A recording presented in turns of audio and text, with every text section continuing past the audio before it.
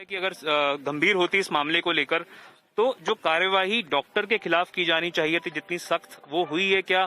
जो केवल उनको स्थानांतरित कर दिया गया है, कोई निलंबन नहीं, कोई बर्खास्तगी नहीं, तो इसको कैसे देखते हैं आप? जी बिल्कुल, ये बहुत ही गलत है क्योंकि एक चीज देखिए आप, एक इतनी बड़ी मतलब ये एक तरीके से डबल मर्डर है। एक बच्ची भी उनके पेट में थी जो रचना जी थी जिनकी डेथ हुई, और साथ में दो मर्डर के हिसाब से बिल्कुल उन पे है ना कार्रवाई होनी चाहिए थी। अभी डॉक्टर्स पे अकेला ये चीज करके फॉर्मेलिटी पूरी करना कि भी एपीओ कर दिया, और ये जबकि वो स्वस्थ आई थी यहाँ पे आने के बाद उनके इंजेक्शन लगा और उसके बाद कुछ देर बाद इस तरह का ये कारनामा हुआ, फिर राजगढ़ रेफर किया गया।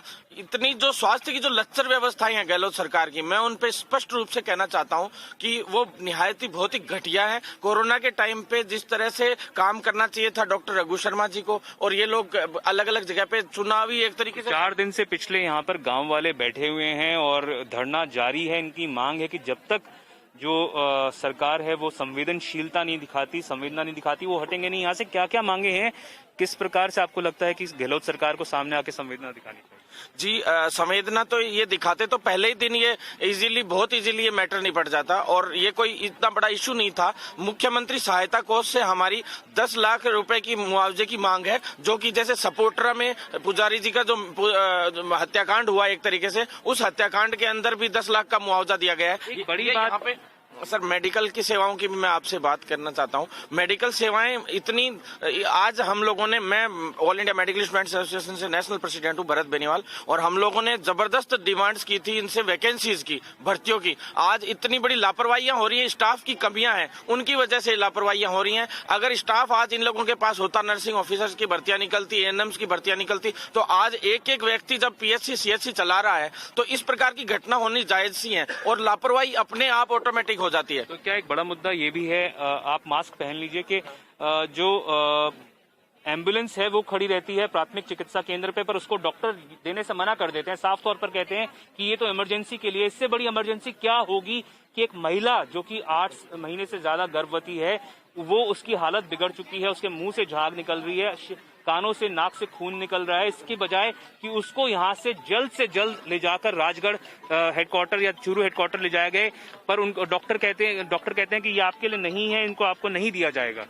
जी बिल्कुल, ये तो सबसे बड़ी लापरवाही इस तो है ही है। ऊपर से इंसानियत की भी बात अगर करें तो अगर कोई आम इंसान भी यहाँ पे होता, आज पंचायत का व्यक्ति होता, उसे पता होता कि भाई ये इस तरह से पीड़ित है महिला, तो वो व्यक्ति भी अपनी गाड़ी लेकर और तुरंत प्रभाव से उसको राजगढ़ या चूरू लेके जाता। लेकिन ऊपर से जो गाइड करने वाले डॉक्टर्स थे वो दीवारों पे से कूद के भाग गए। इस प्रकार की जो घटनाएं हैं ये साफ तौर पे ये इंगित करती है कि सरकार का इन पे कोई दबाव नहीं है किसी प्रकार। ये एक बहुत बड़ी क्रिमिनल नेग्लिजेंस है अगर ऐसा एक्चुअली कि मृतक परिवार बीपीएल से चयनित है। हमारी मांग थी कि 10 लाख तक की आर्थिक सहायता दे। 7 लाख रुपए की आर्थिक सहायता 2 अलग अलग योजनाओं में सरकार की तरफ से मिलेगी, जिसमें एक की क्रिया आने वाले 10 दिन में पूरी हो जाएगी, एक की क्रिया में लगभग 20-30 दिन लगेंगे। ये तो एक बात। बाकी 3 लाख रुपए जन सहयोग से देने हैं, 2 लाख रुपए देने के नामों की घोषणा होगी, 1 लाख रुपए मैं और राम सिंह जी मिलकर मृतका के परिवार के पास पहुंचा देंगे। 10 लाख तो ये हो गए, ठीक है। पूरे लाठीचार्ज की जांच, आप अगर मैं झूठ बोल रहा हूं तो आप ना कर देना, लाठीचार्ज की जांच एडीएम करेंगे। यहां जितने भी मामले दर्ज हुए हैं, चाहे हमने दर्ज कराया चाहे उन्होंने दर्ज कराया, जो भी मामले हैं इस सर्किल के बाहर चूरू के अंदर एडिशनल एसपी या डीवाईएसपी स्तर का अधिकारी करेगा। मृतक परिवारों के 2 मकान, 2 बच्चे, 2 लड़के हैं, इनके दो मकान और कुंड ये सरकार के खजाने से बनेंगे। इनके जितने भी कैपिटल साइड हो तो मकान बनने चाहिए ना। इनको संविदा स्तर पर जहां भी संविदा में इनके लायक काम होगा और संविदा स्तर पर इनको काम दिया जाएगा, नौकरी दी जाएगी अस्थायी।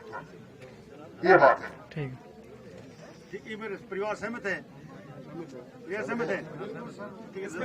हम भी सहमत हैं, हमारे सामने वार्ता हुई है। बस ठीक है। साथियों, all India medical students association United से राष्ट्रीय अध्यक्ष भरत बेनीवाल आप सभी को नमस्कार करता हूं, क्रांतिकारी इकबाल पेश करता हूं। जिस प्रकार से कि आप सभी को पता है कि कल थी 11 और परसों 10 को चुनाव का जो सरपंच चुनाव यानी पंचायती राज चुनाव की आखिरी दिन थी, आखिरी डेट थी, तो उस पे चुनाव मतलब चारों चरण खत्म हो गए और रिजल्ट भी आ गए। 35 प्रत्याशी हमने यूएनओ की तरफ से, मेरा जो मैंने संगठन बनाया था अनएम्प्लॉयमेंट नेशनल ऑर्गेनाइजेशन की तरफ से उतारे थे, और उनमें से 12 प्रत्याशियों को मैं शुभकामनाएं देता हूं जो जीत कर आए। और पहली बार ऐसा हुआ है कि किसी बेरोजगार संगठन, एक संगठन की तरफ से 12 कैंडिडेट जीत कर आए और हम लोग और मजबूत हुए। अब जब भी हम सीएम हाउस जाएंगे तो 10-12 सरपंच एनी टाइम साथ रहेंगे तो उससे बहुत अच्छा प्रभाव पड़ता है, सामने जो मांग मनवाने में भी आसानी रहती है साथियों। तो इस तरह से हम लोग मजबूत हुए और आगे भविष्य में भी इस तरह के कारनामे करते रहेंगे और मजबूती से इन सरकारों के सामने एक सिस्टम में घुस के खड़े होंगे। तो साथियों, मैं आप सबसे ये कहना चाहता हूं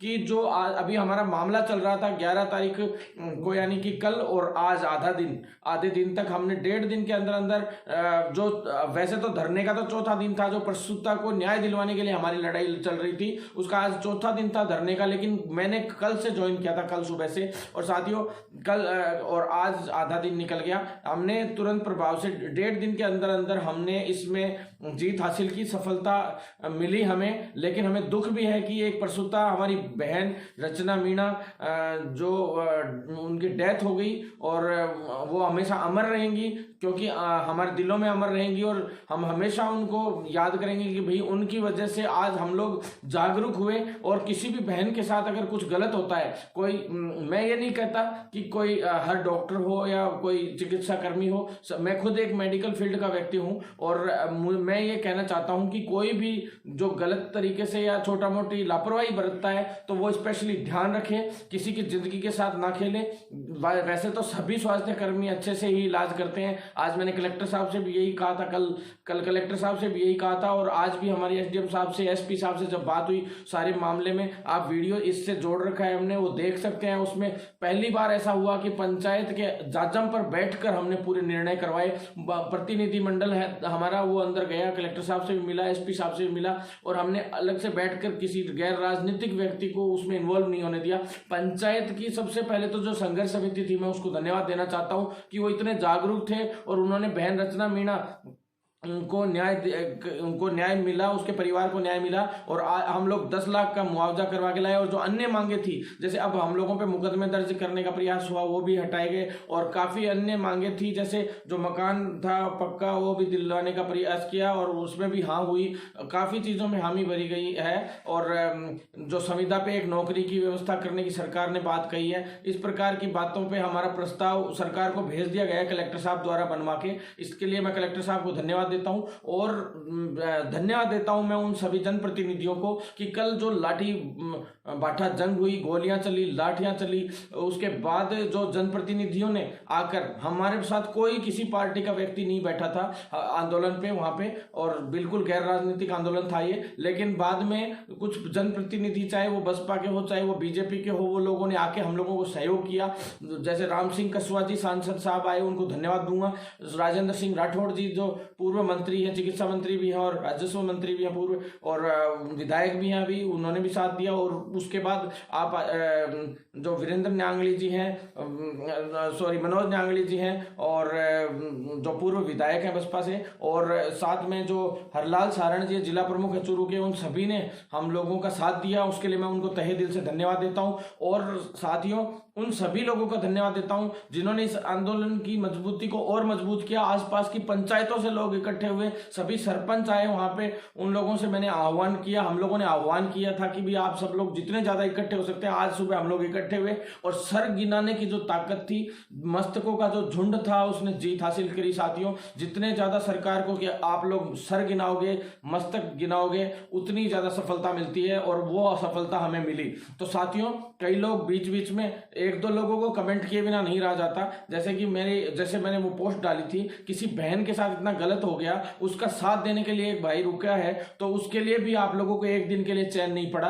आप लोगों ने नीचे कमेंट लिख दिए, प्रमोट प्रमोट प्रमोट। अरे साथियों, शर्म करो थोड़ी बहुत। कि इतने क्या स्वार्थी हो गए आप लोगों ने। वीडियो जो व्यूज जाते हैं क्या अपने स्वार्थ के लिए देखते हो क्या सारे वीडियोस कि ना भाई ये मामला क्यों भाई, इस मामले को आप लोग कांग्रेस बीजेपी डालती तब तो खूब देखते, जो लाठी भट्टाजंग हुई उसको अकेले को तो खूब देखते, लेकिन आपके इसमें स्वार्थ जो था ना सिद्ध नहीं हो पा रहा था कि प्रमोट नहीं हो पा रहे थे या कोई नौकरियां नहीं निकल पा रही होंगी, या उस नौकरियों की भी मैंने इसमें मांग रखी, प्रमोट की भी इसमें मांग रखी, कलेक्टर साहब से पत्र भी लिखवा दिया मैंने। उसके बाद जब ये मामला निपटा तो उसके बाद हमने 1-2 प्रस्ताव और लिखवाए।